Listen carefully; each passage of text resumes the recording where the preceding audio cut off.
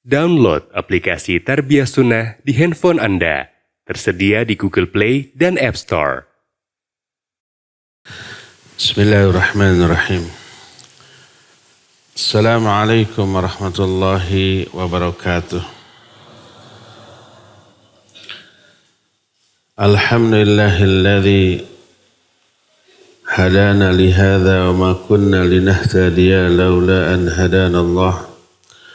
Wa ashhadu an la ilaha illallah wahdahu la syarika lah iqraran bihi wa tauhidan wa ashhadu anna Muhammadan abduhu wa rasuluh sallallahu alaihi wa ala alihi wa ashabihi wa sallama tasliman mazida wa ba'd. Hadirin jamaah Masjid Raudhatul Jannah di kota Majalengka, masih Jawa Barat, masih bahasa Sunda yang Allah muliakan. Para pendengar radio Tarbiyah Sunnah Bandung dan radio-radio lain yang ikut gabung, para pemirsa beberapa stasiun TV, Rabbani TV, Niaga TV dan beberapa TV lain, juga para netizen yang Allah muliakan. Alhamdulillah kita jumpa di kota yang berudara gerah, panas, hareudang bayeungyang, di kota Majalengka, untuk membahas sebuah judul yang masih penuh misteri. Judul yang kita bahas adalah pintu surga yang terabaikan. Kebayang gak isinya apa? Pintu surga yang terabaikan. Banyak sebenarnya pintu surga. Hanya salah satu penyebab orang masuk surga berdasarkan hadis Nabi SAW adalah akhlak. Sebagaimana Abu Hurairah radhiyallahu anhu menyatakan, su'ila Rasul sallallahu alaihi wasallam an aktsari ma yudkhilun nasal jannah. Nabi sallallahu alaihi wasallam ditanya tentang penyebab terbanyak masuknya manusia ke dalam surga. Beliau menjawab, taqwallah wa husnul khuluq. Ada dua tuh pintu surga yang menjadi penyebab terbanyak manusia masuk ke dalam surga. Pertama, takwa kepada Allah. Yang kedua, husnul khuluq, akhlak yang baik, yang mulia. Tentang takwa kepada Allah kita tidak akan bahas. Bukan enggak penting, super penting. Tapi kita lebih menitik beratkan kepada poin yang kedua, yaitu akhlak yang baik, penyebab orang masuk ke dalam surga. Timbul pertanyaan, apa istimewanya akhlak? Kenapa itu menjadi penyebab terbanyak masuknya manusia ke dalam surga? Banyak alasan yang diterangkan baik oleh Al-Quran maupun hadis-hadis yang sahih.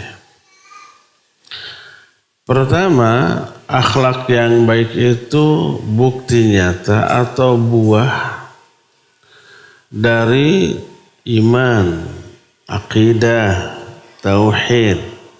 Kalau tauhid seseorang benar, akidahnya lurus, imannya kuat, pasti melahirkan kemuliaan akhlak. Coba aja lihat hadis-hadis yang berkaitan dengan iman, aplikasi dari iman itu adalah kemuliaan akhlak. Berkata Nabi SAW dalam hadis sahih riwayat Imam Bukhari dan Imam Muslim, man kana yu'minu billahi wa yawmil akhir falyaqul khairan aw liyasmut. falyukrim dhaifah, falyukrim jarahu.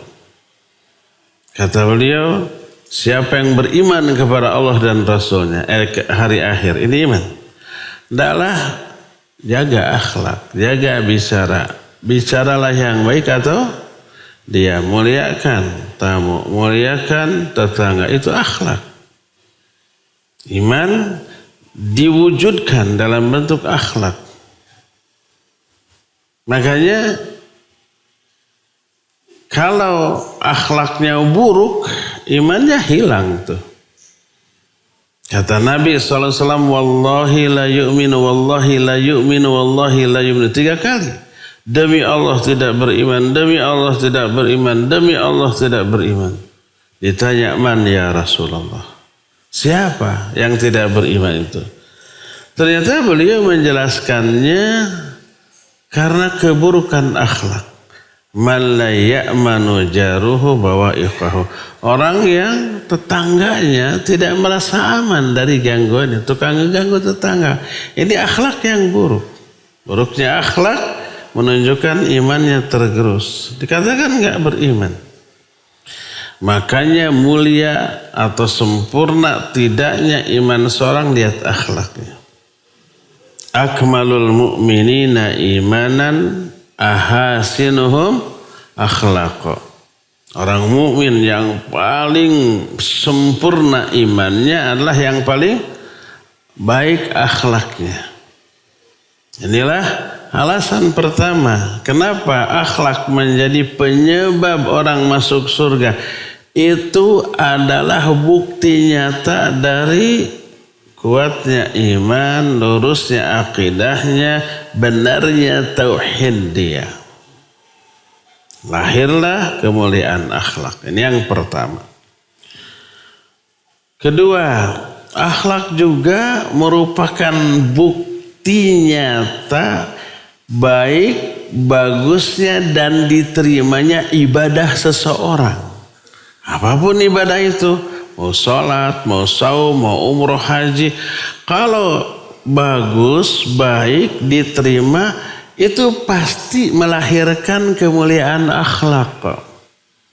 Kalau akhlaknya masih buruk, sholatnya belum benar tuh. Saumnya masih banyak bolong-bolongnya, salah-salahnya. Haji umrohnya itu masih banyak ngasonya tuh. Kalau ibadahnya benar, akhlaknya pasti mulia. Lihat umpamanya sholat. Allah Azza wa Jalla berfirman, inna sholata tanha anil fahsya'i wal munkar. Sholat itu mencegah pelakunya dari apa? Dari akhlak yang buruk. Keji dan munkar itu akhlak yang buruk. Makanya kalau sholatnya benar, pasti akhlak yang buruk itu akan hilang dari dirinya. Pasti yang lahir itu kemuliaan akhlak. Semua akhlak-akhlak yang baik, akhlak-akhlak yang buruk itu pasti berupa perbuatan keji ataupun mungkar. Atau dua-duanya, ya keji yang mungkar. Itu harusnya sudah terubah dengan sholat. Kalau sholatnya benar. Kalau sholatnya itu diterima oleh Allah Subhanahu wa Ta'ala, pasti berefek pada perubahan perilaku. Makanya siapa orang yang sholat tapi akhlaknya tetap bejat, diancam dengan azab. Allah berfirman dalam Al-Quran, fawailul lil musallin. Celaka tuh orang yang sholat. Yang sholatnya gimana? Alladzina hum an sholatihim sahun. Yaitu orang yang setelah sholatnya akhlaknya masih bejat. Kok ke sana larinya, atau terjemahan dari ayat ini? Iya, tafsirannya ke sana. Penjelasan Syekh Muhammad bin Shalih Al-Utsaimin rahimahullah ketika menerangkan alladzina hum an salatihim sahun, adanya huruf an, bukan fi. Kalau dalam surah Al-Mu'minun qad aflahal mu'minun alladzina hum fi salatihim khasyun. Sungguh berbahagia orang-orang beriman. Itu orang yang khusyuk di dalam sholatnya. Dalam surah Al-Ma'arij beda lagi. Alladzina hum ala sholatihim daimun. Orang mukmin ahli surga itu orang yang sholatnya itu dawam, continue, terus menerus. Nah ini mah an sholatihim, bukan fi sholatihim. Apa penggunaan makna an, huruf an di dalam ayat ini? Makna an adalah dia lalai dari hikmah sholat yang harus diaplikasikan seusai sholat. Dia lalai. Apa hikmah sholat? Tanha anil fahsya'i wal munkar. Tujuan sholat itu menggerus, menghilangkan akhlak buruk berupa kekejian dan kemungkaran. Itu yang harus diaplikasikan seusai sholat. Seusai sholat akhlak itu harus bagus. Akhlak itu harus mulia. Jangan ada akhlak buruk, kekejian dan kemungkaran. Ini tujuan sholat. Maka siapa orang yang setelah sholat akhlaknya masih bejat, masih jelek, masih buruk, maka dia lalai dari tujuan sholat yang harus dia wujudkan setelah sholat. Maka orang yang setelah sholat akhlaknya masih keji, masih munkar, dianggap melanggar ayat ini. Alladzina hum an sholatihim sahun. Makanya kalau sholat tidak merubah karakter. Sebelum sholat dia tukang ngibul. Setelah sholat tetap jago bohong. Pakar dalam pembuatan hoax dan isu. Sebelum sholat dia tukang ngerumpi. Setelah sholat tetap jago gibah. Sebelum sholat dia ngerokok. Setelah sholat masih saja ngerokok. Ngerokok itu keji apa mungkar? Dua-duanya. Ketika menjelaskan makna keji dan munkar, fahsya dan munkar. Kalau fahsya hanya merugikan diri sendiri, orang lain tidak terugikan. Kalau munkar merugikan orang lain, diri sendiri untung. Untung duniawi maksudnya. Seperti ngerampok, nyolong gitu. Orang lain rugi, si pelaku untung secara duniawi. Makanya yang mungkar wajib dicegah karena merugikan banyak orang. Kalau yang keji nggak ada istilah amar ma'ruf nahi fahsya, nggak ada. Amar ma'ruf nahi mungkar. Keji merugikan diri sendiri, mungkar merugikan orang lain. Kalau perbuatan itu ya merugikan diri sendiri, ya merugikan orang lain, ya keji, ya mungkar. Merokok masuk mana? Merugikan yang mana? Dua-duanya. Diri sendiri rugi, rusak paru-parunya, organ-organ vital bagian dalam itu rusak loh. Orang lain juga kena madharatnya, kasihan anak istrinya tuh. Ngehisap racun dari mulut si perokok ini. Oh saya mah kalau ngerokok ke hutan, ke puncak gunung. Sekarang ngerokok sedot habis balik lagi. Gak pernah meracuni anak istri. Kata siapa? Nikotinnya kan bersarang di paru-parunya ya. Racun, ribuan racun dari tembakau, dari zat-zat kimia yang ada dalam rokok itu bersarang di paru-parunya. Lalu sampai di rumah terhembuskan melalui nafas. Nempel di dinding, nempel di gordeng, nempel di baju dia. Terhembuskan. Udah enggak ngerokok, waktu ngerokoknya di tengah hutan. Tapi nikotinnya, racunnya nempel di paru-paru, terhembuskan di rumah. Terhisap oleh anak dan istri dan orang-orang sekelilingnya. Keji nggak tuh? Mungkar nggak tuh? Merugikan orang lain. Mestinya dengan sholat kebiasaan merokok itu hilang. Siapa yang masih keji dan munkar seusai sholat kena dengan ayat ini. Fawailul lil musallin. Alladzina hum an salatihim sahun. Celaka orang-orang yang sholat. Itu orang-orang yang lalai dari tujuan sholat yang harus dia wujudkan seusai sholat. Jadi lihat, kemuliaan akhlak itu buah dari sholat yang benar. Kalau sholatnya benar, akhlaknya pasti mulia. Sebab tujuan utama sholat tanha anil fahsya'i wal munkar, dan itu keburukan akhlak. Keburukan akhlak harus terkikis, terbuang, terhapus oleh sholat. Kalau sholatnya benar. Jadi kemuliaan akhlak produk dari sholat yang benar. Demikian juga saum. Malam yada qawla zur wal amala bihi wal jahl falaysa lillahi hajatun fi ayyada at'amahu wa syarabahu. Siapa orang yang saum, tapi di dalam saumnya dia tidak meninggalkan ucapan, perbuatan yang keji, yang sia-sia. Tidak meninggalkan ucapan dan perilaku kebodohan. Maka Allah nggak butuh tuh. Saumnya ditolak tuh. Kalau saum, selama saum dan seusai saum akhlaknya masih bejat. Akhlaknya masih jelek. Ucapannya, perbuatannya itu madharat bagi diri dan orang lain, maka ditolak tuh saumnya. Ini menunjukkan saum yang benar pasti harus mengikis, menghapus perilaku yang tidak terpuji yang digambarkan tadi, dan ini mengisyaratkan saum yang benar yang diterima oleh Allah Azza wa Jalla adalah saum yang melahirkan kemuliaan akhlak. Demikian juga umroh, demikian juga haji, demikian juga ibadah-ibadah lain.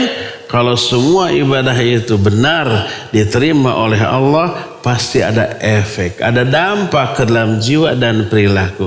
Perilakunya berubah menjadi baik. Ini hasil gojlokan ibadah yang benar. Kita lihat keterkaitan antara akidah, tauhid, iman dengan ibadah, dengan akhlak itu erat sekali. Tidak bisa dipisah-pisahkan, saling berpengaruh satu sama lain. Karena itulah pantas apabila akhlak menjadi penyebab orang masuk ke dalam surga, karena kemuliaan akhlak menunjukkan baik, benar dan kuatnya akidah dia, tauhid dia, iman dia, dan ini juga menjadi bukti nyata benarnya dan diterimanya ibadah orang tersebut. Pantas atau kalau begitu masuk surga. Allah menyatakan qad aflahal mu'minun alladzina hum fi salatihim khasyun. Orang yang khusyuk salatnya berarti benar, berarti diterima, dia berbahagia. Ulaika humul warithun alladzina yarithunal firdausum fiha khalidun. Inilah alasan pertama kenapa akhlak ini menjadi penyebab orang masuk surga. Tapi ini yang banyak diabaikannya. Itulah yang dimaksud pintu surga yang terabaikan, akhlak. Ini pertama. Yang kedua, ini kehebatan akhlak ini. Yang kedua, akhlak yang baik itu melahirkan pahala yang sangat besar, yang sangat banyak. Sebanyak apa? Sebanyak pahala orang yang rajin ibadah. Malamnya bangun tahajud, siangnya saum sunnah. Bayangkan ahli ibadah. Kalau ada orang malamnya sepanjang malam terus tahajud, setiap hari dia melakukan saum sunnah, malamnya melakukan sebaik-baik ibadah yang bisa dilakukan malam hari, yaitu sholat, tahajud, siangnya melakukan sebaik-baik ibadah yang dilakukan di siang hari, yaitu saum. Terus itu tiap hari. Kebayang banyaknya pahala. Sebanyak itulah pahala yang Allah akan berikan kepada orang yang akhlaknya mulia walaupun ibadahnya pas-pasan. Sebagaimana diterangkan dalam salah satu hadis. Hadis ini diriwayatkan oleh Imam Ahmad rahimahullah ta'ala dalam kitab Musnadnya dengan sanad yang sahih. Diterima dari Aisyah radhiyallahu anha. Berkata Rasul SAW, innal muslimal musaddad. Ini dalam salah satu lafaz. Hadis ini lafaznya beberapa, berbeda-beda tapi intinya sama. Innal muslimal musaddad yudriku bihusni khuluqihi darajatas sawwamil qawwam. Sesungguhnya seorang muslim yang musaddad, musaddarnya dengan sin kecil, sin biasa, bukan musyaddad, bukan musaddad. Mana musaddad itu simpel, sederhana, biasa-biasa saja, tidak terlalu gitu. Muslimnya ini muslim biasa-biasa saja. Maknanya dia hanya mengamalkan amalan-amalan yang wajib saja. Yang sunnah kadang ditinggalkan. Tahajud tidak, saum sunnah tidak gitu. Tapi yang wajib. Dan itu tidak dosa. Disebut muslim yang musaddad. Sesungguhnya seorang muslim yang musaddad bihusni khuluqihi, dengan kemuliaan akhlaknya, yudriku darajatas sawwamil qawwam, dia akan mampu meraih derajat sawwam dan qawwam. Sawwam bentuk sigat mubalaghah dari soim. Qawwam bentuk sigat mubalaghah dari qaim. Kalau soim orang yang saum, sekali dua kali saum soim. Hal anta soim al-yaum? Apakah kamu saum pada hari? Sekali dua kali. Tapi kalau terus-terusan saum, rajin dan berkualitas, saumnya berkualitas. Bukan hanya menahan lapar, haus dan syahwat, tapi saumnya diisi dengan ibadah, dengan amal soleh, dengan kebaikan. Selama saum dia rajin sholat sunat. Selama saum dia baca Quran, dia berzikir, dia berdoa, dia jauhi dosa-dosa. Maka orang itu bukan lagi disebut soim, tapi sawwam. Qaim, orang yang sholat, qiyamul lail. Sekali dua kali. Tapi kalau sholatnya terus rajin tiap malam dan sholatnya berkualitas semalaman, ya ikhlas, ya khusyuk, ya mutabah, disebutlah qawwam. Kebayang? Malamnya tahajud dengan tahajud yang berkualitas. Saum siangnya saum dengan saum yang juga berkualitas. Dan itu terus menerus dilakukan tiap hari. Disebutlah sawwam dan qawwam. Kebayang nggak pahalanya segede apa? Besar pasti, banyak pasti. Sebanyak itu pahala yang Allah akan berikan kepada orang muslim yang musaddad, tapi akhlaknya baik. Kemuliaan akhlaknya melahirkan pahala sebesar ahli tahajud dan ahli saum.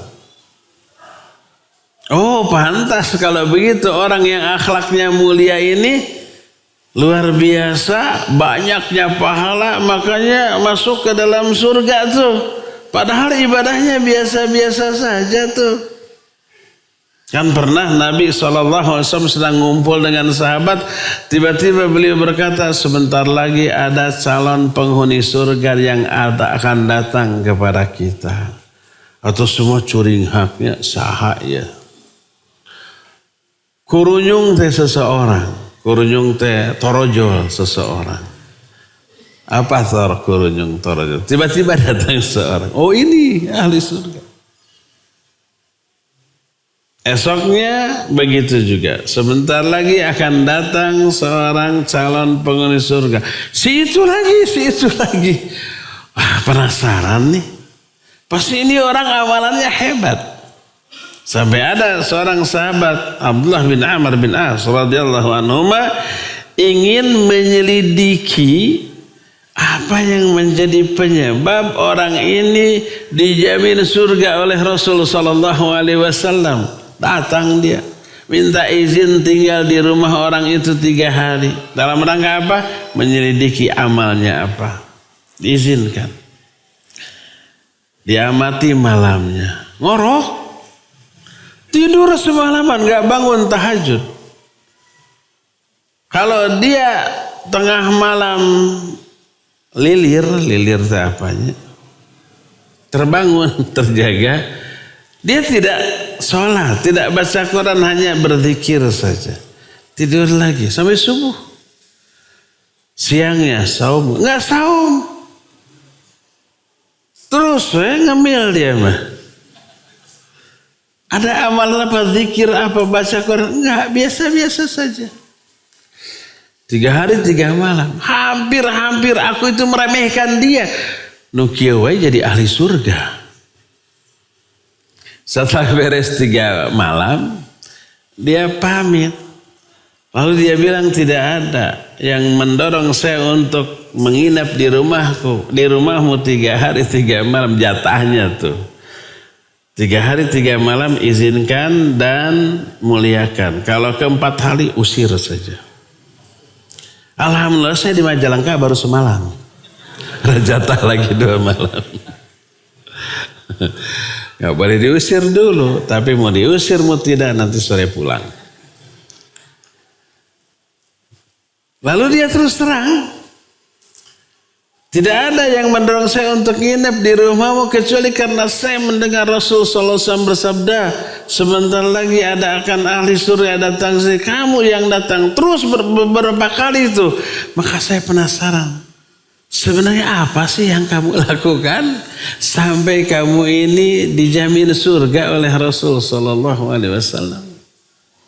Apa kata orang itu? Ma amiltu illa ma qad ra'ait. Saya tidak mengamalkan apapun kecuali sebatas apa yang kau lihat, itu saja seadanya, tidak dibuat-buat gitu. Akhirnya bingung tuh. Ya udahlah. Akhirnya pulang. Baru selangkah 2 langkah dipanggil lagi. Lalu orang itu berkata, tidak ada yang saya lakukan kecuali seperti yang kau lihat.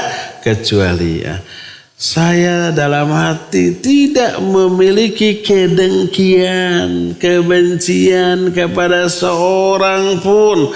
Semua saya anggap saudara yang saya cintai. Itu saja. Karena gak ada kedengkian, kebencian, dia gak suudzon ke orang, gak pernah mencaci maki orang, gak pernah memberi lakab-lakab yang buruk. Pokoknya akhlaknya kepada tangga mulia. Oh ini geningan. Berkata Rasul sallallahu alaihi wasallam dalam hadis sahih, riwayat Imam Bukhari dan Imam Muslim, la tadkhulul jannata hatta tu'minu wa la tu'minu hatta tahabu. Kalian gak akan bisa masuk surga sebelum kalian beriman. Dan kalian tidak bisa dikatakan beriman sebelum kalian mencintai, saling mencintai di antara sama kalian. Oh ini saling mencintai dengan sama mukmin, bukan benci, bukan dengki, bukan curiga, bukan berbuat buruk, bukan berbuat jahat ke orang. Itu adalah ciri orang itu punya iman. Kalian wala tu'minu hatta tahabu. Kalian enggak bisa dikatakan beriman sebelum kalian saling mencintai.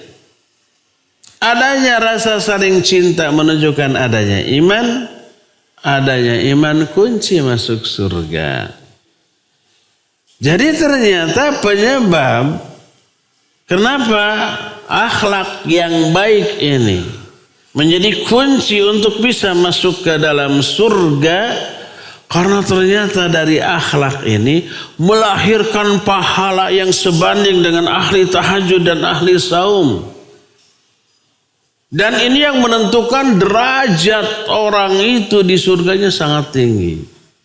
Imam Ibnu Hajar al-Asqalani rahimahullah dalam kitab Fathul Bari Syarah Sahih Bukhari ketika menafsirkan yarfa'illahu alladhina amanu minkum walladhina utul ilma darajat, Allah mengangkat orang-orang beriman di antara kalian dan berilmu beberapa derajat. Kata Imam Ibnu Hajar maksudnya derajat di surga. Raf'atud darajat likasratis thawab. Ketinggian derajat di surga itu sangat tergantung kepada banyaknya pahala. Kalau neraka diukur dari ada banyak sedikitnya dosa. Makin banyak dosa, makin hebat azabnya. Bersih dari dosa, selamat dia dari neraka. Kalau surga levelnya ditentukan oleh banyak sedikitnya pahala. Makin sedikit pahala makin rendah level surganya. Makin banyak pahala makin tinggi level surganya. Makanya berupayalah untuk menumpuk pahala sebanyak mungkin dengan apapun yang kita miliki. Kalau tidak memiliki apa-apa, minimal tunjukkan kemuliaan akhlak. Maka itu akan melahirkan pahala yang banyak sebanyak ahli tahajud dan ahli saum. Kebayang kalau orang itu ya ahli tahajud, ahli saum, ahli ibadah, ya akhlaknya mulia. Wah, double itu.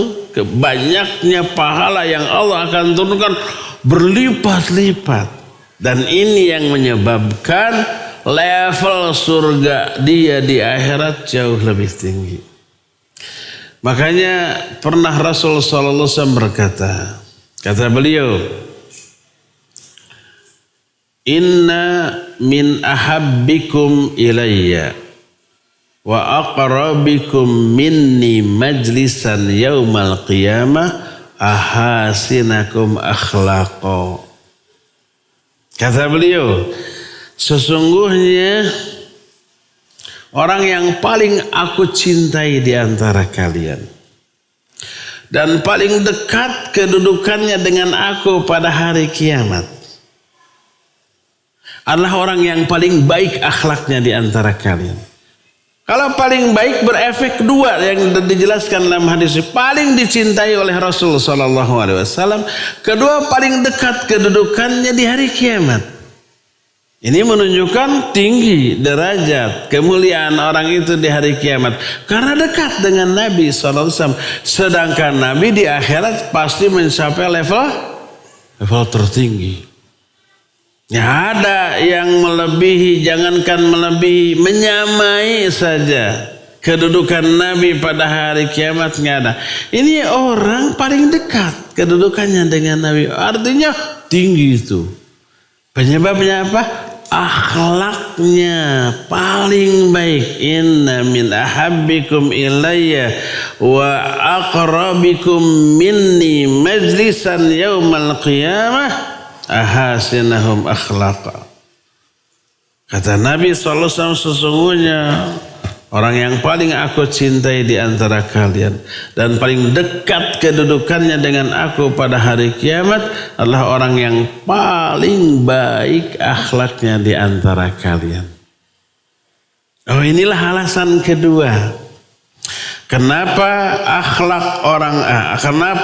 akhlak menjadi penyebab orang itu masuk surga, bahkan level surganya juga bukan ecek-ecek, tapi level surganya juga adalah yang paling tinggi. Setinggi apa? Dekat dengan kedudukan Rasul sallallahu alaihi wa alihi wasallam. Inilah alasan yang kedua. Alasan yang ketiga, kenapa akhlak menjadi penyebab orang masuk ke dalam surga? Karena orang itu menjadi orang yang paling baik di mata Allah dan paling dicintai oleh Allah Subhanahu wa ta'ala. Mustahil orang dicintai oleh Allah ke neraka. Mustahil orang yang dicintai oleh Allah ke surga tapi levelnya terendah. Makin besar kecintaan Allah kepada seorang hamba, pasti ditempatkan di tempat yang sangat mulia. Semulia apa? Semulia yang sesuai dengan kadar kecintaan Allah kepada orang itu. Makin besar cinta Allah kepada orang itu, pasti makin dimuliakan, makin ditinggikan derajatnya tuh. Jadi kenapa orang yang berakhlak mulia itu ke surga? Karena yang paling dicintai oleh Allah. Kata siapa? Kata Rasul sallallahu alaihi wasallam. Sebagaimana diungkapkan dalam banyak hadis yang sahih. Di antaranya hadis sahih riwayat Imam Bukhari. Dalam kitab Sahih Bukhari. Khairun nas anfa'uhum linnas. Sebaik-baik manusia dalam pandangan Allah nih, Allah manusia yang paling bermanfaat. Memberi manfaat kepada manusia dengan apapun yang dimilikinya. Dengan hartanya, dengan sikapnya, tenaganya, dengan ilmunya, dengan kedudukan, jabatan, pangkatan, kekuasaan. Pokoknya dia kasih manfaat ke banyak orang. Itu bentuk akhlak yang mulia, ya enggak? Makin banyak manfaat dia bagi orang lain, makin mulia akhlaknya. Dan itu sebaik-baik manusia. Khairun nas anfa'uhum linnas. Dalam hadis lain riwayat Imam At-Tabrani dalam Mu'jamul Kabir dengan sanad sahih, Nabi SAW mengungkapkan dengan ungkapan kalimat yang sedikit berbeda, lebih lengkap, lebih rinci, lebih detail tentang bentuk-bentuk nyata dari kemuliaan akhlak yang menyebabkan pelakunya dicintai oleh Allah Subhanahu wa taala. Beliau bersabda, ahabbun nasi ilallahi anfa'uhum wa ahabbul a'mali ilallah sururun tudkhiluhu ala muslim au takshifu anhu kurbatan au taqdi anhu dainan au tatradu anhu ju'an fawallahi li an amsya ma'a akhi fi hajatihi ahabbu ilayya min an a'takifa fi masjid hada syahra. Kata Nabi SAW, manusia yang paling dicintai oleh Allah adalah yang paling bermanfaat. Berarti paling mulia akhlaknya tuh. Dan amal yang paling Allah cintai, lihat, ternyata akhlak. Amal yang paling Allah cintai adalah memasukkan kebahagiaan ke dalam hati sesama muslim. Dibahagiakan. Ditolong, dibantu, disikapi dengan sikap ramah yang menyenangkan, membuat orang bahagia. Itu amal yang paling Allah cintai itu. Atau kamu angkat satu kesulitan dari diri orang itu. Kelihatan dia kesulitan, tanya apa yang buat kamu merengut begitu, sedih begitu, ingin seblak. Nah, kasih seblak. Kenapa kamu manyun saja dari kemarin? Sudah lama gak makan si montong. Belikan si montong. Senang dia. Au takshifu anhu kurbatan. Au taqdi anhu dainan. Atau kamu lunasi hutangnya tuh. Kalau dia berhutang kepadamu, lunaskan. Kalau dia hutang kepada orang lain yang membuat dia ini tertekan. Terus dikejar-kejar debt collector. Yang kayak begitu biasanya HP-nya ganti-ganti tuh. Bukan HP-nya tetap. Nomornya tuh ya. Sekali pakai buang, beli lagi. Sekali pakai buang. Untuk menghindari penelepon yang akan nagih. Tertekan dia.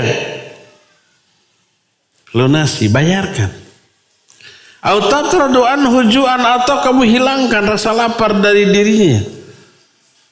Sampai Nabi di akhir hadis ini menyatakan, demi Allah, kalau aku berjalan bersama saudaraku untuk membantu dia dalam memenuhi kebutuhannya, lebih aku sukai daripada iktikaf di masjidku ini selama 1 bulan. Masjid Nabawi. Ibadah di sana 1000 kali lipat dibanding di Masjid Raudatul Jannah Majalengka. Kalau orang i'tikaf di masjid ini sebulan, malamnya ibadah, siang juga ibadah plus saum di Masjid Raudatul Jannah Majalengka. Banyak apa sedikit pahalanya? Banyak. Di Masjid Nabawi 1000 kali lipat. Tapi kata Nabi SAW, Aku lebih suka berjalan bersama saudaraku, membantu dia dalam memenuhi kebutuhan dunianya. Makna ahabbu ilayya ay aktsaruha ajra. Lebih gede pahalanya. Makanya lebih disukai oleh Nabi SAW. Ketika menganalisa hadis ini, para ulama menyatakan kenapa membantu saudaranya sekali saja lebih besar pahalanya daripada itikaf di Masjid Nabawi selama 1 bulan. Karena itikaf itu amal qasir, menolong itu amal muta'addi. Amal qasir itu amal yang manfaatnya terbatas hanya untuk diri sendiri. Amal muta'addi itu amal yang manfaatnya terasa oleh orang lain.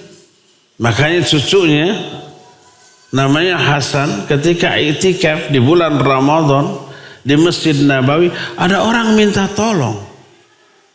Yang menyebabkan dia harus keluar dari masjid membatalkan itikafnya. Dia keluar membatalkan itikafnya, membantu dia. Ditanya, kenapa? Kamu kan sedang itikaf. Lalu beliau menyatakan, aku mendengar kakekku berkata. Siapa kakeknya? Nabi SAW. Fawallahi li'an amsyiya ma'akhi fi hajati ahabbu ilayya min an a'takifa fi masjid hada syahra. Disebut, dikutip hadis ini. Jadi ternyata lihat, itu amal yang paling dicintai akhlak. Semua yang diterangkan memasukkan kebahagiaan kepada sama muslim, melepaskan dia dari kesulitan, membayarkan hutangnya, menghilangkan kelaparannya, membantu dalam urusan dunia. Itu semua akhlak. Dan itu ternyata ahabul a'mal ilallah. Amal yang paling dicintai oleh Allah Azza wa Jalla. Orangnya, pelakunya ahabun nas ilallah. Manusia yang paling dicintai oleh Allah. Lihat, cinta Allah sangat ditentukan oleh kemuliaan akhlak orang tersebut. Akhlaknya bagus, maka cinta Allah akan Allah berikan kepada. Makin mulia akhlaknya, makin besar rasa cinta Allah kepada orang tersebut. Dan tadi Rasul SAW juga mencintainya. Inna min ahabbikum ilayya. Sesungguhnya di antara manusia yang paling aku cintai di antara kalian yang paling baik akhlaknya. Nah, ini penyebab yang ketiga. Kenapa orang yang berakhlak itu dijamin oleh Rasul Sallallahu Alaihi Wasallam atas bimbingan wahyu sebagai orang yang akan masuk surga? Karena ternyata orang itu menjadi orang yang paling dicintai oleh Allah dan Rasulnya. Inilah alasan ketiga. Alasan keempat, waktunya sedikit lagi. Kenapa orang yang berakhlak dijamin surga? Karena akhlak itu amalan yang memperberat timbangan amal kebaikan pada hari kiamat. Amal-amal kita kan ditimbang nanti ya. Sholat ditimbang. Seberat apa sholat, pahala yang dihasilkan dari sholat tergantung kualitas sholatnya. Adanya mizan, adanya timbangan itu wajib kita yakini sebagai bagian dari iman kita kepada hari akhir. Karena diterangkan dalam Al-Quran, wal waznu yawma idzinil haqq, dan timbangan pada hari kiamat itu benar ada. Fa amma man thaqulat mawazinuhu fahuwa fi 'ishatir radiyah. Ini menunjukkan di akhirat itu ada timbangan. Apa yang ditimbang? Ulama ikhtilaf. Pertama, ada yang menyatakan yang ditimbang itu pahala dari amalan. Loh, gimana nimbangnya? Kan pahala abstraknya. Pahala itu tidak berwujud. Apa yang ditimbang? Berkata Ibnu Abbas radhiyallahu anhuma, kullu thawabi a'mal ibni Adam mujassimatun yaumal qiyamah. Semua pahala dari amal-amal Ibnu Adam akan berwujud pada hari kiamat. Kemudian wujud dari pahala itu yang ditimbang. Apa wujudnya? Nanti di sesi tanya jawab jangan ditanyakan lagi. Saya akan jawab sekarang. Gak tahu wujudnya apa. Karena apa? Karena nggak ada keterangan kalau di akhirat. Cuma di alam barzakh ada amal kita berwujud di alam kubur. Apa wujudnya? Orang. Hadis Al-Barra bin Azib radhiyallahu anhu yang menjelaskan tentang proses pencabutan nyawa seseorang, baik orang mukmin ataupun orang fajir. Kalau orang mukmin yang turun malaikat rahmat yang sumringah bercahaya gitu, dicabut secara lancar, kemudian diangkat ke langit ruhnya, terus nanti dimasukkan lagi ke jasadnya di alam kubur. Di alam kubur dibangkitkan, ditanya munkar nakir, dijawab dengan jawaban yang benar. Akhirnya apa? Diluaskan di alam kuburnya seluas mata memandang, sejauh mata memandang, dibukakan pintu yang mengarah ke surga, bertiuplah angin surga dan seterusnya. Nah setelah itu thumma yaji'uhu rajulun husnul wajh. Kemudian datang seseorang, wajahnya bagus, pakaiannya bagus, wangi, sikapnya santun, lalu berkata absyir, berbahagialah engkau, bima yasurruka, dengan sesuatu yang akan membuat engkau berbahagia di sini. Pokoknya menyenangkan. Kata orang mukmin, man anta? Fawajhuka alwajhul ladzi ya'ti bi khairin. Kamu ini siapa? Wajahmu itu wajah yang datang dengan membawa kebaikan. Dia menjawab, ana amaluka shalih. Fawallahi ma alimtuka illa annaka sari'un fi ta'atillah wa bati'un fi ma'siyatillah fajazakallahul khaira al-yawm. Aku amal solehmu dulu waktu di dunia. Demi Allah aku tidak mengenal engkau waktu di dunia. Kecuali engkau ini orang yang bersegera dalam melakukan ketaatan, lelet lambat dalam bermaksiat kepada Allah, maka Allah membalasmu dengan kebaikan pada hari ini. Oh ternyata orang itu adalah perwujudan dari amal orang ini. Ini di alam barzakh disebut begitu. Kalau orang kafir atau orang fajir datang pika sebelumnya pokoknya mah. Ketus, hitam, bau, rese gitu ya. Ditanya man anta? Fawajhuka alwajhul ladzi ya'ti bisyarr. Kamu ini siapa? Pika sebelen pisan. Dia menjawab, ana amalukal khabith. Aku amal burukmu dulu tuh waktu di dunia. Kita boleh memilih teman nanti di alam barzakh. Mau yang pika sebelen kayak begini? Atau mau yang menyenangkan kayak tadi? Silakan pilih. Tentukan sekarang. Dengan cara apa? Kalau kita ingin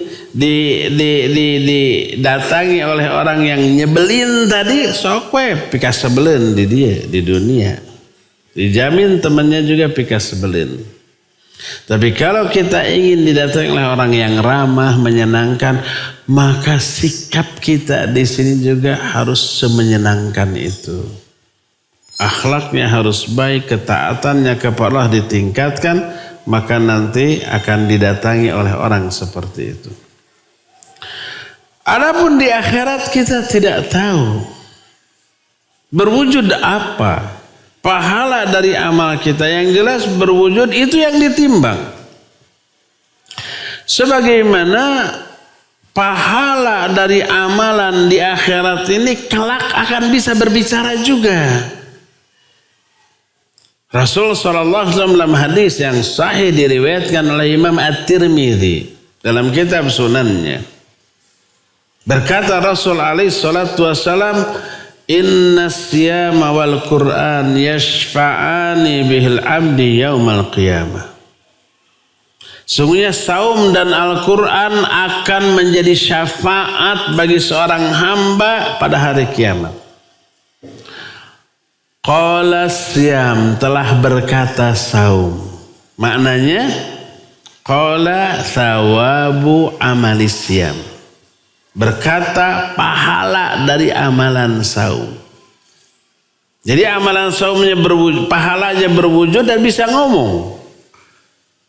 Maka dia berkata, Rabbi mana'tuhu anit ta'am wasyarab wasyahwat fasyafi'ni fihi. Ya Allah, aku waktu di dunia menghalangi orang ini dari makan, minum dan syahwat. Jadikan aku sebagai syafaat bagi dia. Wa qala al-Quran, berkata Al-Quran. Orang yang salah faham, memahami hadis ini dengan ro'yu dan otaknya bisa salah kesimpulan dengan kesalahan yang fatal. Hadis ini menjadi dalil bahwa Quran itu makhluk. Kata dia. Kenapa? Qala Al-Quran, berkata Al-Quran, Rabbi, ya Rabbi. Makna Rabbi, ya Khaliki, wahai penciptaku. Berarti Al-Quran ciptaan. Kan gitu ya? Nih berarti Quran makhluk. Kenapa? Karena dia ngomongnya dengan kebodohan, dengan akal ro'yu yang kosong dari ilmu, terutama ilmu akidah. Tapi berkata Imam At-Tirmidzi, perawi hadis ini, dan rawil hadis adra bi makna al-hadits alladhi rawah. Perawi hadis lebih tahu makna dari hadis yang diriwayatkan. Kata Imam At-Tirmidzi, qala al-Quran ay qala thawabu qiraatihi. Berkata pahala dari membaca Al-Quran. Pahalanya ini akan berwujud dan bicara. Apa yang dikatakan oleh pahala dari bacaan Al-Quran? Rabbi mana'tuhu anin naum ana al-lail wa atrafan nahar fasyafi'ni fihi. Ya Allah, aku menghalangi orang ini dari tidur, istirahat siang malam karena membaca Al-Quran. Jadikan aku sebagai syafaat. Lalu dia menjadi syafaat. Nah, jadi hadis ini menjadi dalil pahala dari amalan berwujud pada hari kiamat dan bisa berbicara. Lalu inilah yang nanti ditimbang pada hari kiamat. Makin berat timbangan dari pahala amalan tersebut, maka makin berat timbangan amal kebaikannya, sehingga apa yang terjadi? Yang terjadi adalah kena dengan hadis fa amma man thaqulat mawazinuhu fahuwa fi 'ishatir radiyah. Siapa yang berat timbangan amal kebaikan, dia akan berada dalam kehidupan yang senang, yang gembira, yang bahagia. Fahuwa fi 'ishatir radiyah. Dalam ayat lain fi jannatin aliyah, di surga yang sangat tinggi. Ini yang pertama yang ditimbang di akhirat, pahala. Kedua, yang ditimbang adalah buku catatan amal. Setiap kita beramal baik atau buruk ada yang mencatat ya. Idh yatalaqqal mutalaqqiyan anil yamini wa anil shimali qaid ma yalfidhu min qawlin illa ladaihi raqibun atid. Ingat, selalu ada dua malaikat yang selalu nempel, mendampingi kanan dan kiri. Tidak ada satupun kata yang terucap dari mulut kecuali sampingnya ada raqib dan atid. Raqib mencatatkan amal baik, atid mencatatkan amal buruk. Makin banyak amal baik, makin tebal bukunya. Buku catatan amal. Nanti buku ini yang ditimbang. Mana yang lebih tebal, kebaikan apa keburukan? Salah satu dalil bahwa yang ditimbang adalah kitab catatan amal, hadis bitokoh yang masyhur bahwa nanti di hadapan seorang hamba akan dihamparkan 99 jilid buku. Satu bukunya ukuran sejauh mata memandang, gede ya, tebal, 99 lagi, bayangkan. Apa isinya? Daftar dosa dan kesalahan dia. Wah, kebayang banyaknya, gedenya dosanya ini. Satu bukunya sejauh mata memandang dan ada 99 jilid buku. Yang ketebalan satu jilidnya juga, waduh, nggak terkira. Menunjukkan banyaknya kesalahan dan dosa orang ini. Allah bukakan tuh di hadapan orangnya. Ata'rifu dzamba kadza wa kadza. Kamu ngaku nggak dosa kamu begini seperti yang tercatat dan buku ini? Dia menyatakan, bala ya Rabbi, iya saya aku. Lalu apakah malaikat pencatatku zalim kepadamu? Ada dosa yang tidak dilakukan tapi ada catatannya gitu? Enggak. Alakal uzur, apakah kamu punya uzur? Oh mungkin terpaksa. Dijawab enggak. Lalu dikatakan, hal indaka hasanah. Apa kamu punya kebaikan yang menyebabkan semua dosa kamu ini terhapus dengan kebaikan tadi? Karena kebaikan menghapus dosa. Innal hasanati yudhibnas sayyi'at. Kebaikan bisa menghapus dosa. Fa'atbi'is sayyi'atal hasanah tamhuha. Ikuti keburukan dengan kebaikan. Kebaikan itu bisa menghapus dosa keburukan tadi. Kamu punya kebaikan yang bisa menghapus dosa ini? Dia jawab tidak. Apa kata Allah? Bala inna laka indana hasanah. Ya, kamu punya kebaikan menurut kami. Dikeluarkan satu bitokoh, kartu.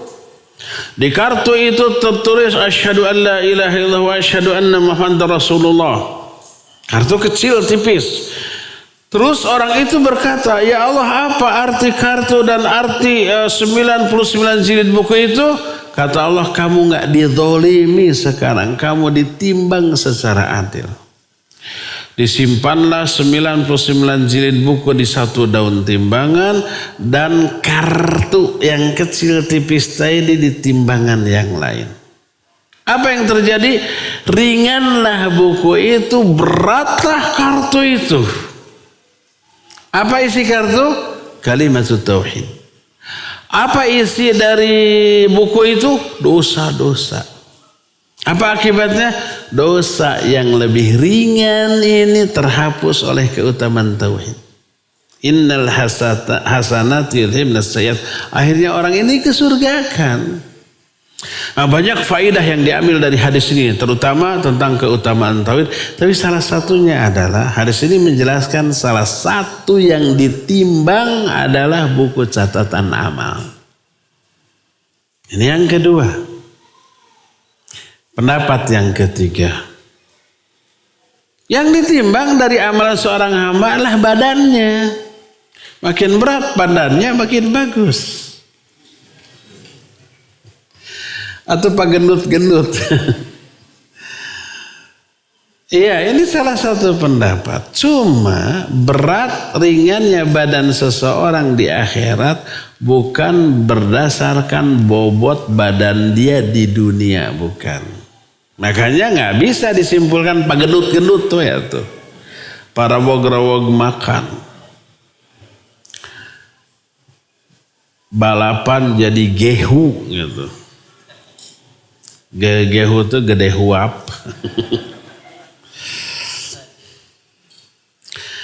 Tapi amat sangat ditentukan untuk apa badannya ini dia pakai. Kalau dipakai untuk ibadah amal soleh, walaupun kecil bakal berat di timbangan.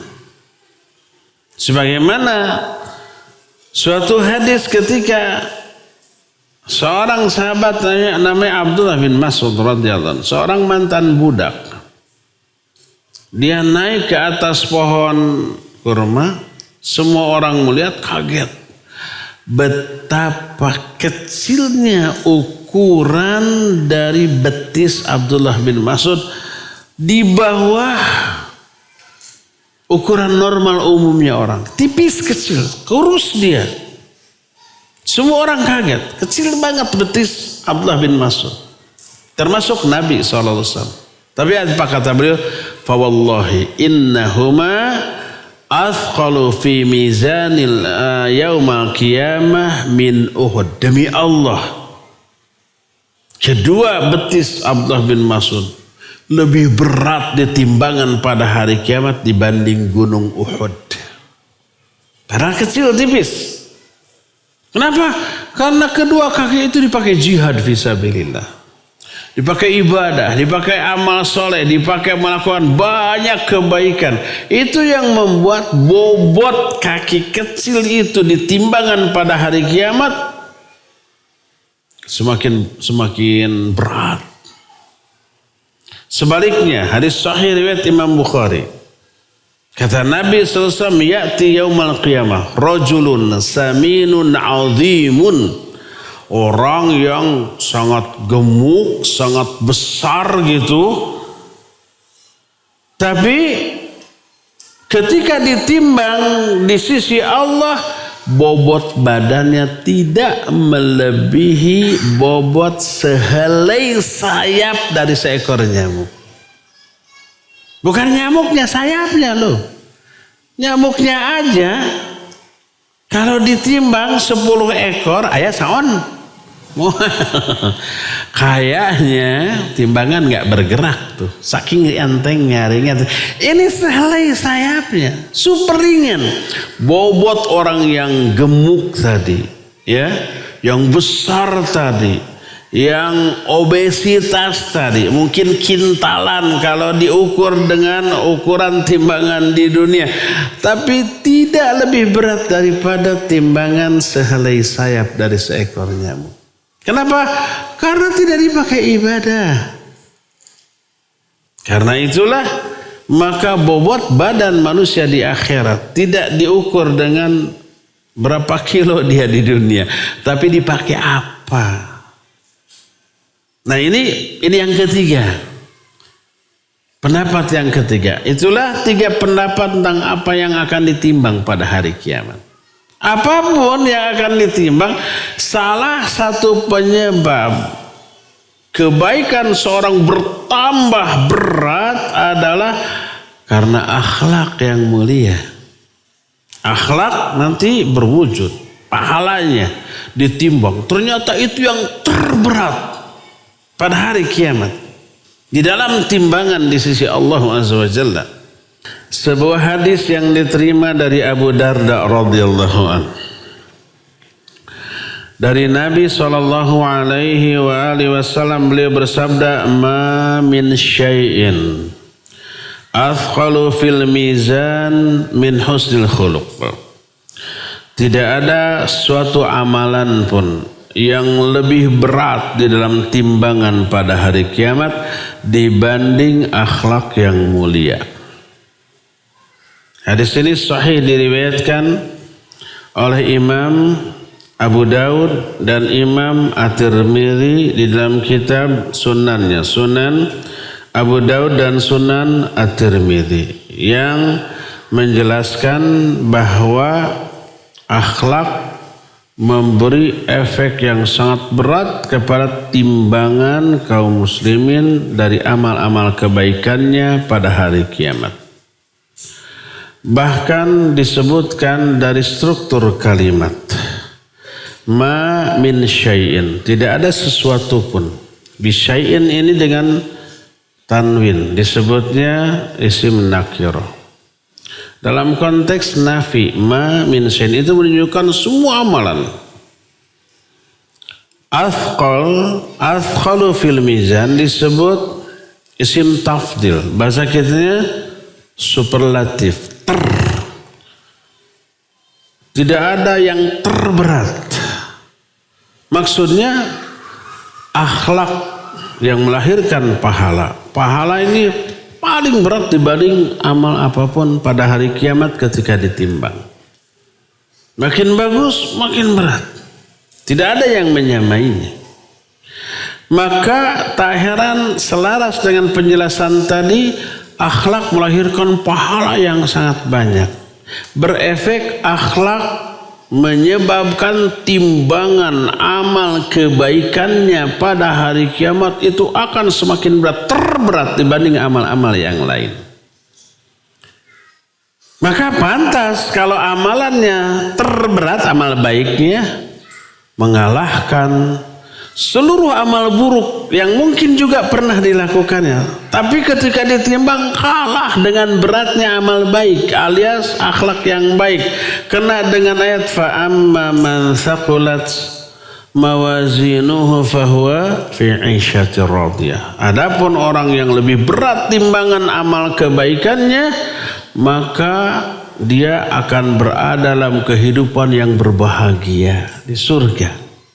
Jadi kita lihat banyak alasan yang menyebabkan akhlak penyebab seseorang masuk ke dalam surga. Pantas apabila orang selevel Nabi SAW, orang dengan manusia yang dengan akhlak yang termulia, menjadi contoh ikutan bagi semua. Laqad kana lakum fi Rasulillahi uswatun hasanah. Wa innaka la'ala khuluqin azim. Engkau ini hai Muhammad benar-benar memiliki akhlak yang agung. Aisyah menyatakan kana khuluquhul Quran. Akhlaknya itu Al-Quran. Orang dengan akhlak termulia saja tetap berdoa minta diberikan hidayah agar memiliki akhlak yang mulia, berlindung kepada Allah dari akhlak-akhlak yang buruk. Hafalkan nih doa ini. Doa ini sahih diriwayatkan Imam Ahmad dan Imam At-Tirmidzi. Di antara doanya itu Allahumma hdini li ahsanil akhlaq. La yahdini li ahsaniha illa ant wasrif anni sayyi'aha la yasrifu anni sayyi'aha illa ant. Hafalkan doa ini. Allahumma hdini li ahsanil akhlaq. Ya Allah, berikan kepadaku hidayah untuk memiliki sebaik-baik akhlak. La yahdini li ahsaniha illa ant. Sebab tidak ada orang yang memberikan petunjuk kepadaku untuk memiliki sebaik-baik akhlak kecuali engkau. Wasrif anni sayyi'aha. Palingkan aku, jauhkan aku dari keburukan akhlak. La yasrifu anni sayyi'aha illa ant. Karena tidak ada yang bisa memalingkan aku dari keburukan akhlak kecuali engkau. Hafalkan doa ini, baca di dalam sholat, dalam sujud, seusai sholat, di saat-saat yang mustajab, ya, agar Allah menuntun kita tanpa kita sadari, tanpa kita rasakan, tanpa kita planning, tiba-tiba orang-orang suka kepada kita. Oh, karena kemuliaan akhlak yang kita miliki tanpa disadari, tanpa pikas sebelir menjadi menyenangkan. Karena apa? Allah memberikan hidayah, menuntun kita untuk memiliki akhlak yang mulia. Dari sinilah kita melihat kenapa akhlak menjadi penyebab terbanyak masuknya manusia ke dalam surga, tapi ini banyak diabaikan oleh manusia. Idealnya, antum ini semakin sering ngaji, semakin bertambah ilmu, harus semakin menunjukkan hasil nyata dari pengajian. Salah satunya adalah akhlaknya harus makin baik, makin benar, makin mulia. Karena kita belum sempat membahas bagaimana cara meraih akhlak yang mulia. Salah satunya ilmu, salah satunya ngaji. Bertambah ilmu, bertambah ngaji, harus bertambah lurus tauhidnya, bertambah benar ibadahnya, bertambah mulia akhlaknya. Coba lihat perkataan Abu Darda radhiyallahu an dalam diriwayatkan Imam Ad-Darimi dalam kitab Sunannya. Beliau berkata, Ini menunjukkan akhlak ini lahir dari ilmu. La takunu taqiyan hatta takuna aliman. Wa la takunu bil ilmi jamilan hatta takuna bihi amilan. Kata Abu Darda, kamu tidak akan bisa menjadi orang yang bertakwa sebelum kamu berilmu. Dengan ilmumu kamu tidak bisa menjadi orang yang jamil. Wala takunu bil ilmi jamilan hatta takuna bihi amilan. Sampai kamu mengamalkan ilmu itu. Jamil itu bahasa kitanya kasep kalau laki-laki. Gelis kalau perempuan. Tapi maknanya bukan fisik. Kamu tidak akan menjadi kasep sebelum mengamalkan ilmu. Ada orang berilmu diamalkan tapi goreng patut, angger we goreng patut. Ada orang yang kasep tapi bodoh, pikas sebelen angger we kasep kan. Jamil di sini maknanya indahnya perilaku. Al-Quran tidak pernah mengatakan jamil untuk menerangkan indahnya fisik, nggak pernah. Selalu digunakan untuk menyebutkan indahnya perbuatan. Allah berfirman wahjurhum hajron jamila dalam surah Al-Muzammil. Wahjurhum hajron jamil, tinggalkan mereka dengan cara meninggalkan yang jamil, yang indah. Jamil di sini dipakai untuk mensifati indahnya perbuatan, yaitu meninggalkan orang-orang bodoh. Wasbir sabron jamila, sabarlah kamu dengan sabar yang jamil. Tuh jamil di sini dipakai untuk menjelaskan indahnya kesabaran. Nih, para ikhwan hafalkan ayat ini dalam surah, cari sendiri. Dalam surah Al-Ahzab. Kalau istri antum demo, protes, meminta nafkah tambahan. Karena selama ini kurang. Sebulan cuma 20 juta. Wis cuma. Dia minta 100 juta. Bacakan ayat ini. Dulu para istri Nabi pernah begitu kepada Nabi. Minta nafkah tambahan. Turun ayat dalam surah Al-Ahzab. Ya ayuhan nabi, qul li azwajika in kuntunna turidnal hayata dunya wa zinataha fata'alaina umatti'kunna wa usarrihkunna sarahan jamila. Ada kata-kata jamil di sini. Hai Nabi, katakan kepada istri-istrimu, kalau kalian menginginkan dunia dan kemewahannya, fata'alaina umatti'kunna, ayo sini, saya kasih apa yang kamu mau. Tapi di akhir ayat ini, wa usarrihkunna sarahan jamil, tapi akan aku ceraikan kalian dengan cara menceraikan yang jamil. Jamil di sini dipakai mensifati indahnya cara menceraikan. Ini perilaku, ini akhlak. Jadi kata-kata jamil dalam Al-Quran selalu dipakai untuk menjelaskan indahnya perbuatan. Kalau indahnya fisik, husnun. Janganlah kalian menikahi umpamanya wanita-wanita musyrik walau a'jabatkum husnuhunna, walaupun kecantikan mereka mempesonakan kamu. Dipakai dengan husnun, tidak disebut jamalatuhunna, tidak, tapi husnun. Jamil itu indahnya perbuatan, akhlak, perilaku. Abu Darda menyatakan wala takunu bil ilmi jamilan hatta takuna bihi amilan. Dengan ilmumu, akhlakmu tidak akan indah, tidak akan mulia, tidak akan bagus sebelum kamu amalkan ilmu itu. Akhlak ini adalah wujud nyata dari pengamalan ilmu. Coba, setiap ayat hadis yang berisi perintah, bila diamalkan, diaplikasikan, itu akan berwujud kemuliaan akhlak. Innallaha ya'murukum bil adli wal ihsan wa ita'i dzil qurba wa yanha 'anil fahsya'i wal munkari wal bagh. Allah menyuruh kalian untuk berbuat adil, berbuat baik kepada kerabat, kepada ini kan itu. Melarang kalian dari perbuatan fahsya, munkar dan kezaliman. Itu amalkan, pasti berwujud kemuliaan akhlak. Berbuat adil, berbuat baik kepada kerabat, kepada orang-orang fakir, kepada orang-orang miskin, menjauhi fahsya, munkar. Itu kemuliaan akhlak. Setiap ilmu yang bersumber dari Quran Sunnah, ketika diamalkan itu berwujud kemuliaan akhlak. Sumber akhlak ilmu.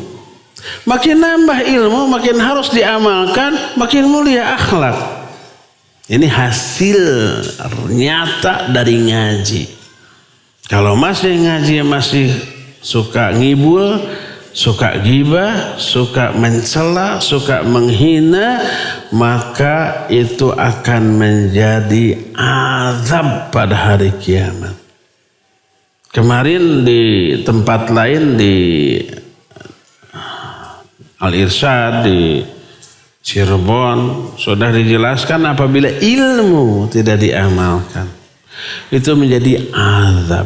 Karena tidak diamalkannya ilmu pasti berwujud keburukan akhlak dan itu membuahkan azab.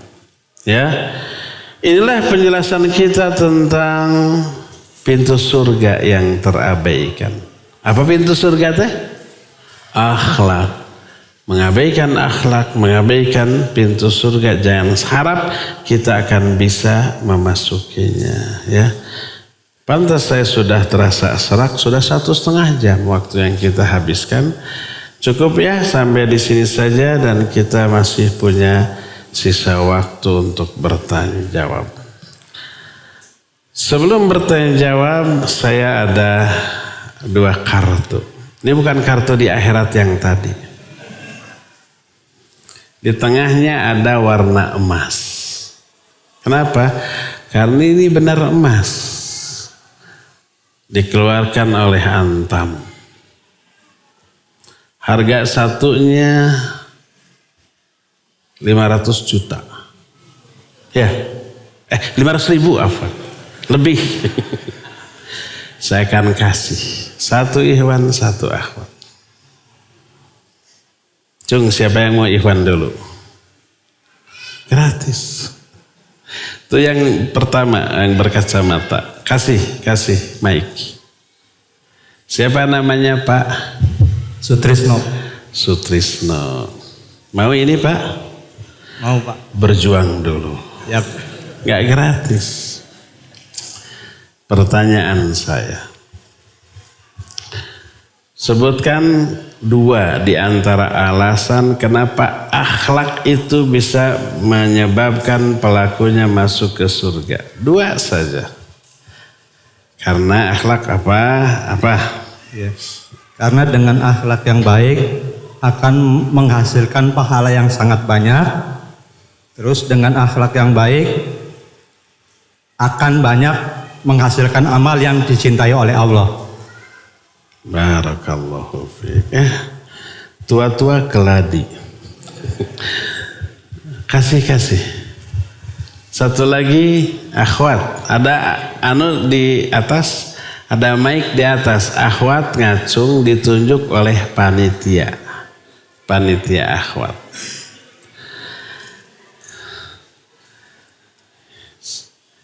Ini sekalian mas kawin ya.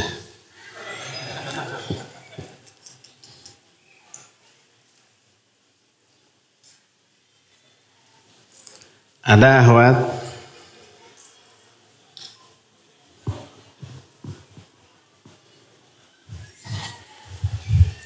Ada Ustadz sebentar. Taib, siap dikasih mas kawin. Bisa disangkanya. Ini hadiah aja bukan mas kawin. Siap Ustadz. Sebutkan 2 lagi alasan kenapa akhlak bisa memasukkan ke dalam surga.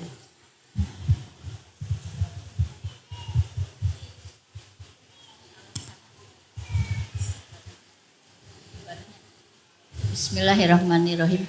Bisa memperberat amalan, Bisa memperberat memperberat timbangan. timbangan. Terus satu lagi. Satunya mana? Diterimanya ibadah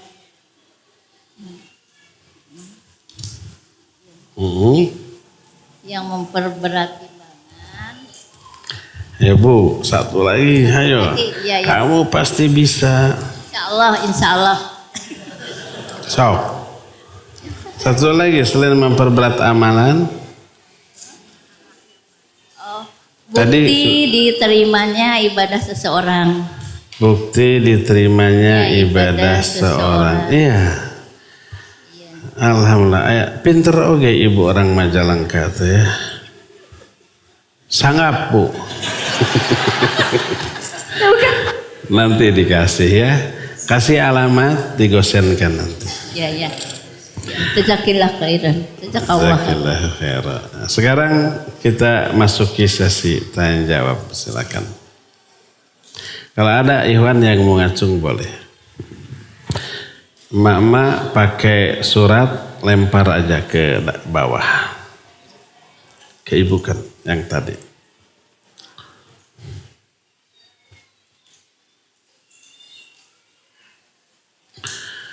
Izin bertanya Ustaz, boleh?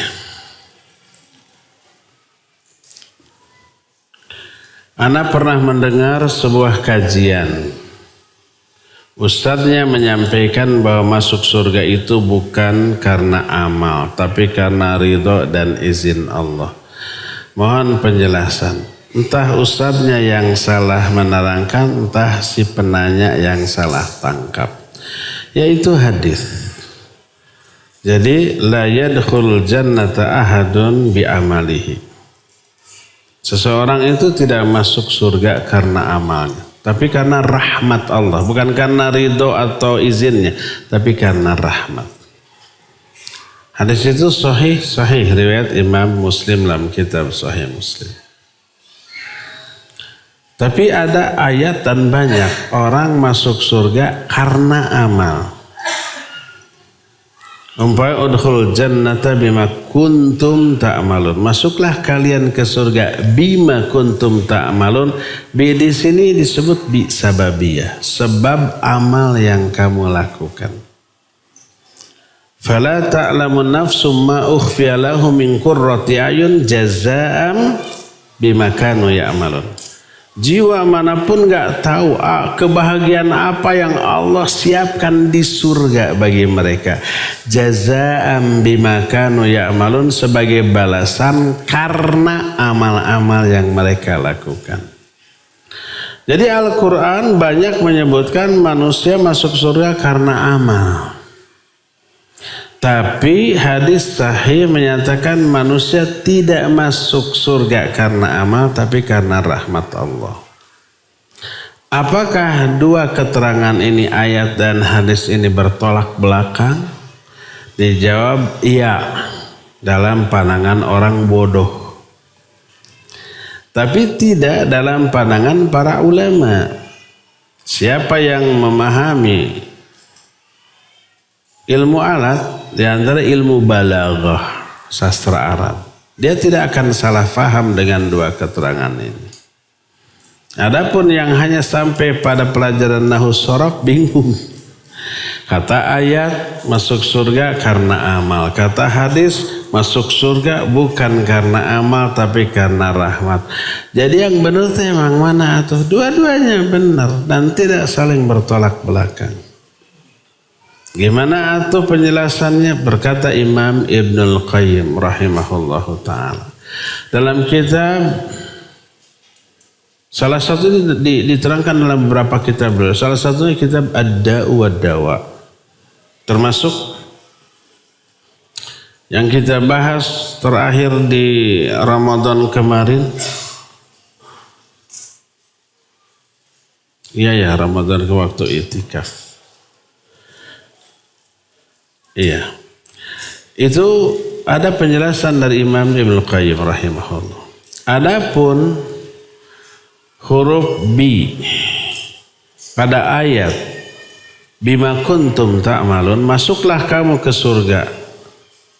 Bi karena sebab amal-amal yang kalian lakukan. Ini bi sababiyah. Orang itu masuk surga disebabkan karena amalnya. Adapun huruf bi pada hadis la yadkhulu al-jannata ahadun bi amalihi. Seseorang tidak akan masuk surga bi amalihi. Bi di sini disebut bi lil muqabalah. Muqabalah itu artinya balasan, artinya upah, artinya bayaran atas amalnya. Jadi surga bukan upah atas amalnya. Karena apa? Karena nggak sebanding, amalnya nggak seberapa. Masa balasannya itu, upahnya itu yang wah seperti surga? Nggak layak. Amal ibadah kita Maya, jangankan untuk dibayar dengan surga sebagai muqabalah. Muqabalah itu tadi sebagai bayaran, sebagai upah. Jangankan diupah, untuk mengganti, membayar nikmat yang Allah berikan kepada kita saja sudah nggak kebayar dengan ibadah kita. Setiap detik kita diberi nikmat oleh Allah. Nikmat kesehatan, nikmat rizki, nikmat segala macam ya. Kalau semua nikmat yang Allah berikan kepada kita harus dibayar dengan ibadah.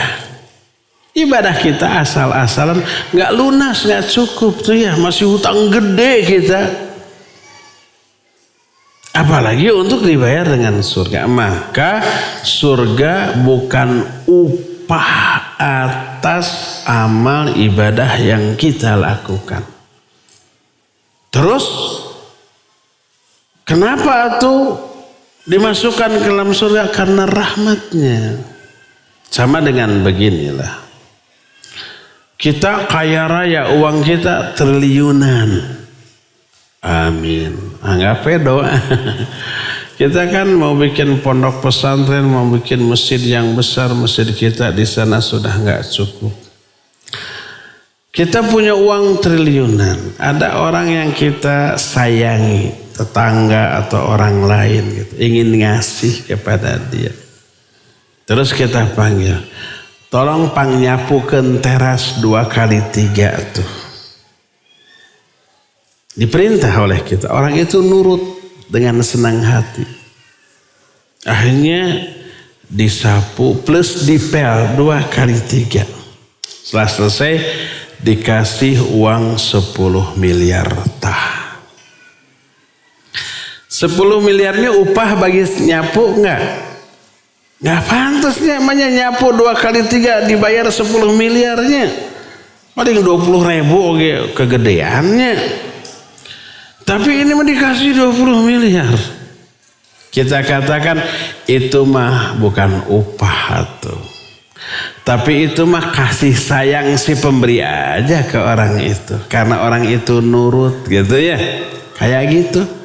Maka dikatakan 20 miliar ini bukan upah baginya pun, tapi karena kasih sayang si pemberi kepada orang tersebut.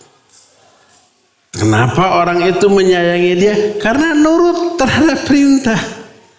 Disuruh dengan senang hati, dengan sungguh-sungguh, dengan sumringah, tulus kelihatannya. Dia ikuti instruksi kita, perintah kita. Karena dia nurut, kita sayang. Dikasih 20 miliar. Maka dikatakan 20 miliar ini bukan upah, tapi wujud kasih sayang kita kepada dia. Bukan upah atas pekerjaan nyapu. Nggak layak nyapu segitu, semenit juga beres diupah 20 miliar, nggak layak. Ini ilustrasi saja ya. Seorang manusia dia taat, patuh ibadah kepada Allah. Allah masukkan ke dalam surga yang kemewahannya tidak ada bandingannya. Kita katakan surga yang Allah berikan bukan karena upah atas amalannya. Amalannya mah tidak layak dibayar dengan surga. Tapi karena kasih sayang Allah aja, karena rahmat Allah aja kepada dia. Cuma kenapa Allah merahmati dia? Karena dia taat atas perintah Allah. Kalau tidak taat mah nggak akan dirahmati, nggak akan ke surga. Ya, itulah perbedaan huruf B pada ayat dan hadis. Huruf B pada ayat bima kuntum ta'malun, orang masuk surga karena amal. Adapun hadis orang tidak masuk surga karena amal, maksudnya surga bukanlah upah bagi amalannya yang tidak seberapa. Amalannya tak seberapa, balasannya terlalu mewah gitu, nggak layak. Maka dikatakan bukan karena amalannya, maksudnya bukan upah untuk amalannya, tapi karena rahmat Allah kepada orang itu. Maka dengan penjelasan ini clear ya. Wallahu a'lam bishawab.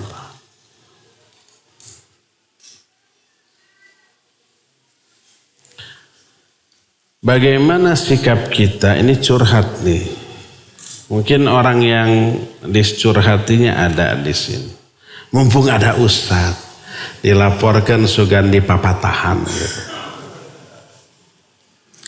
Bagaimana sikap kita dalam menghadapi orang tua tuh? Mungkin orang tuanya ada di sini. Anaknya ada di atas. Di rumah dimarahi. Pakai lapor ke ustaz. Bagaimana sikap kita dalam menghadapi orang tua? Berilmu, rajin ngaji, tapi bersikap tidak baik. Didiamkan tapi malah lebih bersikap semena-mena. Tidak baiknya gimana? Terlalu samar. Jangan-jangan yang menurut si anak tidak baik sebenarnya baik. Tidak baiknya gimana? Saya minta laptop nggak dikasih. Saya minta mobil nggak diberi. Saya minta kawin nggak diizinkan. Atau udah masih SMP.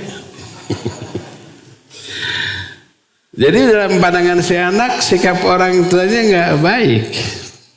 Padahal orang tua tidak ngasih itu karena sayang, karena cinta, dan itu sikap yang baik. Jadi tidak dijelaskan contoh sikap tidak baiknya itu. Kalau ternyata sikap tidak baiknya itu umpamanya melanggar syariat atau akhlaknya buruk, seperti ke istrinya galak, ke anaknya lebih galak lagi gitu ya, pelit. Kalau ke orang lain baik, ke tetangga baik, ke kawannya baik, ke istri anaknya galaknya bukan main. Kopi sedikit kurang manis atau sedikit kemanisan saja diawurkan. Nah, anggaplah nggak baiknya itu begitu. Gimana orang seperti itu? Ya gitu. Berarti orang tersebut belum mengamalkan ilmunya. Sekali lagi, makin baik ilmunya, makin baik akhlaknya, makin baik sikapnya ya. Semoga Allah memberi hidayah saja kepada orang tua yang kayak begini, dan semoga si anaknya diberikan kesabaran. Bagaimana menghadapi orang yang merasa dirinya akhlaknya paling baik? Kadang ini subjektif ya. Orang itu benar-benar berakhlak baik dan tidak merasa paling baik akhlaknya, tapi kita karena sentimen, merasa sok suci. Merasa benar sendiri, merasa paling baik akhlaknya. Kan ada yang begitu ya. Kita ngaji seperti ini dengan dalil inilah yang sesuai sunnah, ini yang tidak sesuai tinggalkan. Orang lain melihat apa? Merasa paling benar sendiri, kan gitunya. Itu karena kelemahan. Secara ilmiah dia nggak bisa membantah, nuduh secara personal. Nggak bisa membantah secara ilmiah nih dalilnya, nih ayatnya, nih hadisnya, nggak bisa, nggak punya kemampuan itu. Tapi merasa tersinggung dengan isi penjelasannya, akhirnya nuduh secara personal, merasa sok suci, merasa benar sendiri, merasa seolah-olah surga ini milik sendiri, kan gitunya. Itu kelemahan dari sisi kapabilitas ilmiah dia. Nah ini menanyakan bagaimana menghadapi orang yang merasa akhlaknya paling baik. Dari mana kita tahu dia merasa akhlaknya paling baik? Apa ngomong, oh akhlak saya paling mulia tuh, tidak seperti kalian semua pikat sebelah, hanya saya sendiri yang menyenangkan di dunia. Apa dia ngomong begitu? Saya pikir nggak ada yang ngomong begitu ya. Coba ditinjau ulang. Jangan-jangan karena sentimen orang ini menuju merasa paling baik akhlaknya, padahal dia tidak begitu.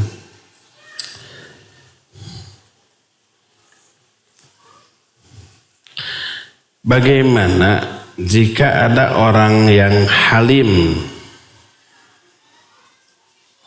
di Jakarta gitu, baik hati tapi ia jarang mengerjakan sholat, bahkan belum menutup aurat. Sebaliknya ada yang rajin sholat tapi sering gibah, tidak suka berbaik hati dengan saudaranya. Dari Umu Fadi di Majalengka. Ya pasti Majalengka lah. Ini kan kita di Majalengka. Ada orang yang ke tetangga baik, suka menolong, suka perhatian, peduli gitu ya. Tapi jarang sholat dan tidak menutup aurat. Gimana orang seperti itu? Akhlaknya kepada sama baik, tapi akhlaknya kepada Allah dan Rasulnya bejat. Hak Allah tidak ditunaikan. Sholat itu hak Allah. Ibadah itu hak Allah, tidak ditunaikan, berarti buruk akhlaknya kepada Allah, kepada Rasul. Walaupun kepada sama baik, ketika dia berbuat baik kepada sesama, nolong, perhatian gitu ya, ramah, dia dapat pahala. Ketika dia meninggalkan sholat, dia dosa besar. Kalau ditimbang akan lebih berat ke dosa. Karena dosa meninggalkan satu kali sholat itu lebih besar dosanya daripada dosa membunuh, mencuri, merampok, berzina, berjudi, mabok, berzina, berjudi, dosanya besar banget. Merampok juga besar banget. Meninggalkan satu kali sholat lebih besar lagi dosanya. Kenapa? Karena kalau kita mencuri, bukan kita, naudzubillah. Kalau seseorang mencuri, merampok, yang diambil itu hak orang. Kalau tidak sholat, tidak saum Ramadan, yang diambil hak siapa? Hak Allah. Lebih besar dosanya. Makanya Imam Al-Zahabi mengarang sebuah kitab yang berisi kumpulan dosa-dosa besar, disebutnya Al-Kabair. Pertama dosa syirik dan kufur. Yang kedua tarkus sholat, meninggalkan sholat. Dosa terbesar kedua setelah syirik dan kufur. Nah baru dosa-dosa besar yang lainnya di urutan-urutan yang berikutnya. Jadi tetap semua amal baik dan buruk sekecil apapun ada balasannya. Ketika dia berbuat baik ke tetangga dapat pahala.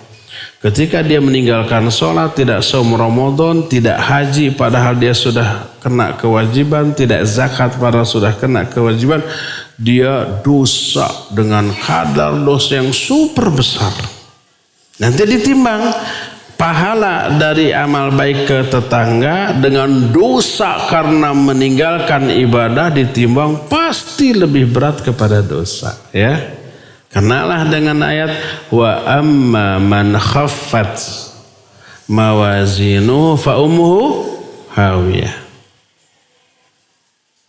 Adapun orang yang ringan timbangan amal kebaikan, artinya dosanya lebih besar, maka tempat kembalinya ke neraka hawiyah. Wa ma adraka ma hiya, apa neraka hawiyah itu? Narun hamiyah, api yang menyala-nyala. Nah, Terus tadi dikatakan bagaimana sebaliknya ada orang yang sholat tapi sering gibah. Ini menunjukkan sholatnya ini ditolak, tidak diterima. Sesuai dengan ayat fawailul lil musallin.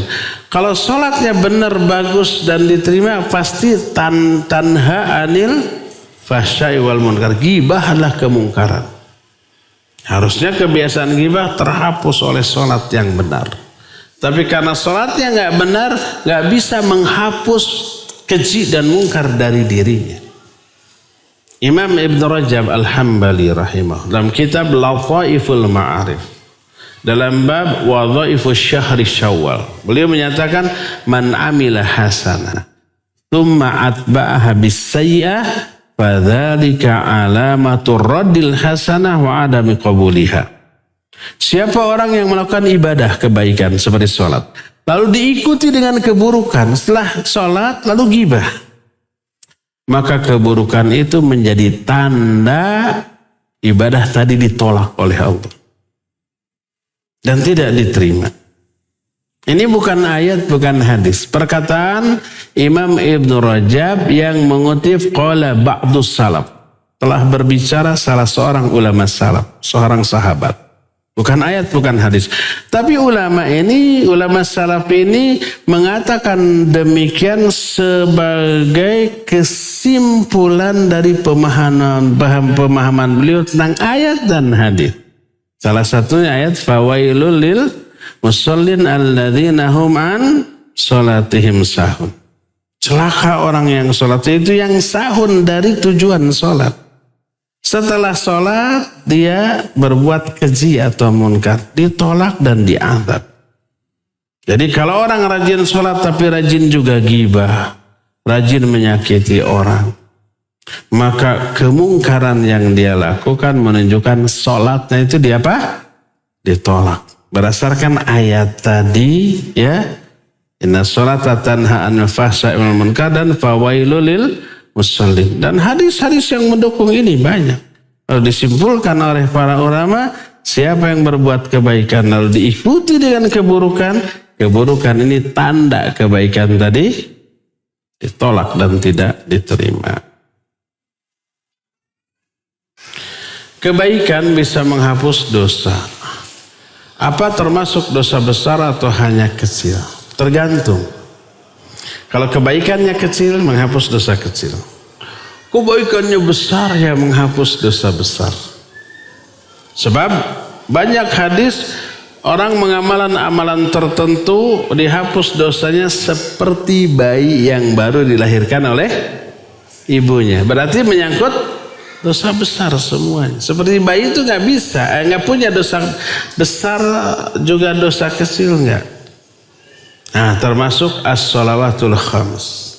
Salat yang 5 waktu, Jumat ke Jumat, Ramadan ke Ramadan, menghapus dosa. Dosa besar apa dosa kecil? Tergantung kualitas dari salatnya. Bisa menghapus dosa besar ya. Ini pendapat Syekh Al-Albani di antaranya, bahwa salat menghapus dosa besar. Berdasarkan hadis yang banyak. Di antaranya, kalau di depan rumah salah seorang di antara kalian ada sungai dan kalian mandi 5 kali, masih ada nggak dosa yang tersisa? Daki yang tersisa? Tidak ada. Demikian juga sholat. Jangankan kotoran yang kecil, kotoran yang besar juga tidak ada. Jangankan kotoran yang besar, kotoran yang kecil juga tidak ada. Terus, tidak ada seorang pun muslim, dia berwudu, membaguskan wudunya.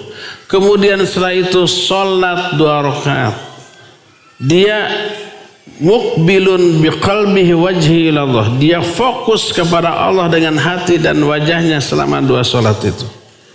Kecuali akan dihapus dosa-dosanya walaupun sebesar buih di lautan. Dalam hadis lain, kecuali semuanya dihapus sampai seperti ketika bayi dilahirkan oleh ibunya. Hadis ini sahih riwayat Imam Muslim. Nah, ini menjadi dalil termasuk dosa besar, cuma tergantung kualitas sholatnya. Sholatnya asal-asalan, hanya menghapus dosa-dosa kecil sebanding dengan kualitas sholatnya. Makin hebat sholatnya, ya khusyuk, ya ikhlas, ya mutaba'ah, ya di awal waktu berjamaah dengan imam di masjid.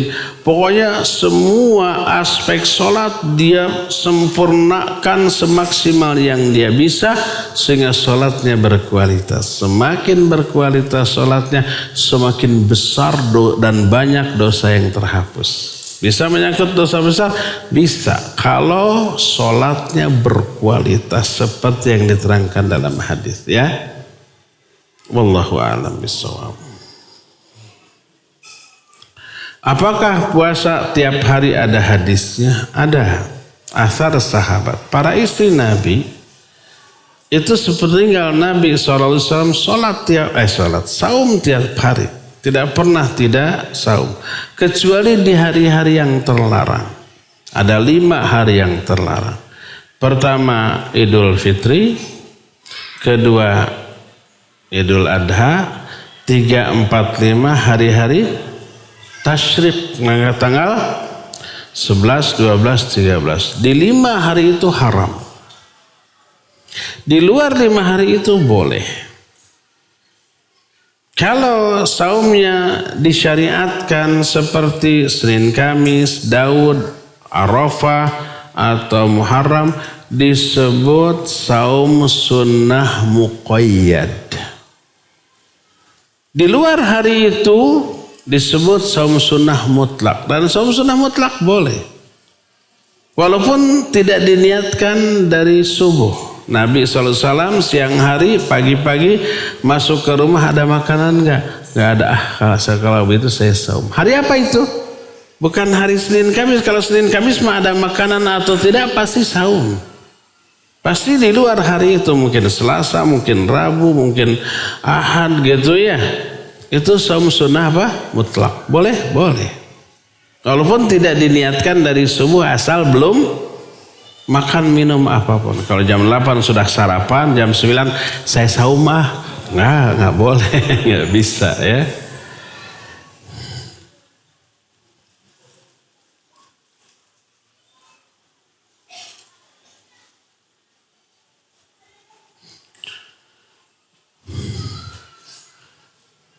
Satu menit lagi.